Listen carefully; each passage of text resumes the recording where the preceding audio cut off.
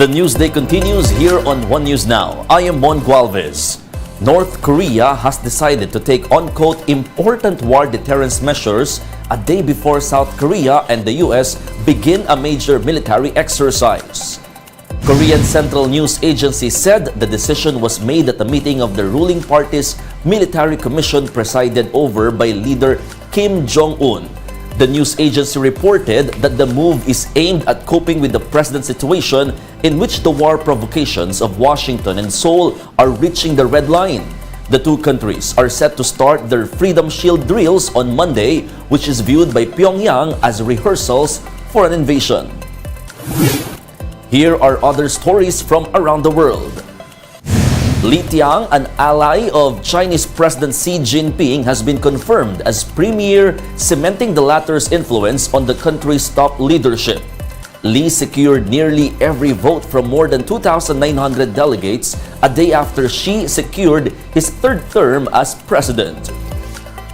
Hundreds of troops from both Ukraine and Russia have been killed in the past 24 hours as the fight rages on in the crucial city of Bakhmut. Moscow says capturing Bakhmut would be a step towards seizing all of the Donbas industrial region. And final preparations for the 95th Academy Awards on Monday are now underway. Life-size Oscar statues line the champagne carpet of Dolby Theatre in Hollywood as production staff make their final touches for the event. We'll be back with more stories after the break. Keep it here on One News.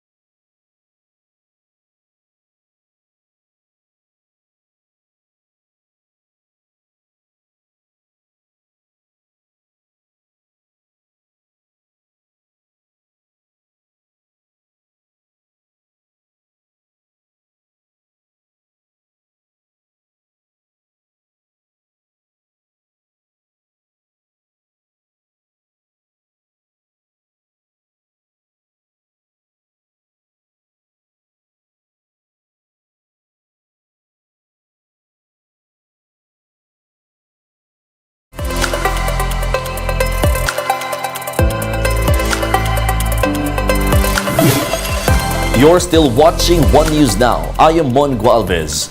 Authorities have recovered one of the assault rifles used in the killing of Negros Oriental Governor Roel Degamo.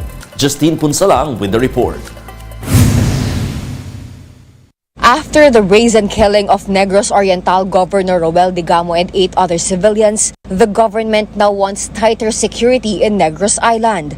Tayo ay kasama ng mga taga-Negros. But Defense Secretary Carlito Galvez Jr. clarified that this does not mean that a state of emergency or martial law will be declared. Officials also clarified that there will be no suspension of permit to carry firearms in the province. May hierarchy po tayo na tinatawag natin yung ating calibrated response. Tayo po, nandito po tayo sa pang-apat, sa mababa.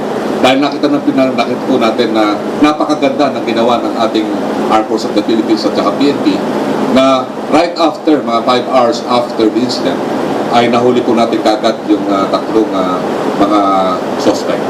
For now, a joint task force between the armed forces and the National Police has been formed to suppress violence in the area and to go after the perpetrators behind Degamo's murder. The team is composed of 2 brigades with 6 battalions, including soldiers with experience from the Marawi siege.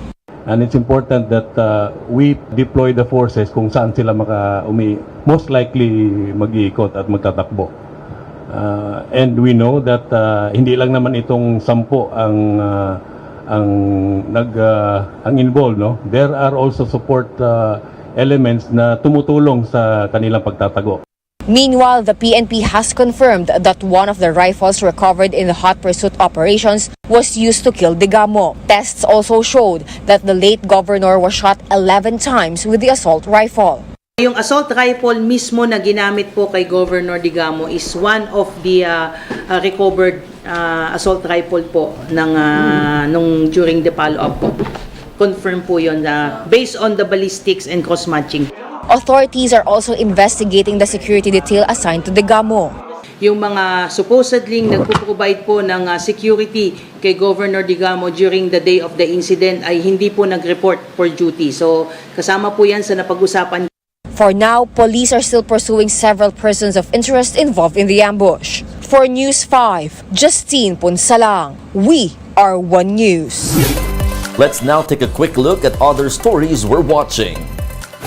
The remains of Cessna plane crash victims in Isabela have been brought to the Vilacan town proper as of 12 noon today. The bodies will be transferred to Kawayan City via chopper once the weather improves.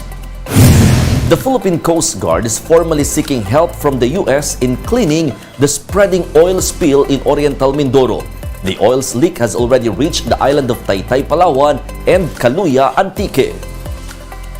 And UniOil projects mixed price adjustments on fuel products in the coming days. Diesel could remain steady or go down by 10 centavos per liter, while gasoline could increase by up to a peso. And those are the top stories of the hour. Join us later at 4:30 p.m. as we continue to monitor the day's biggest stories. I am Mon Gualvez. We are One News.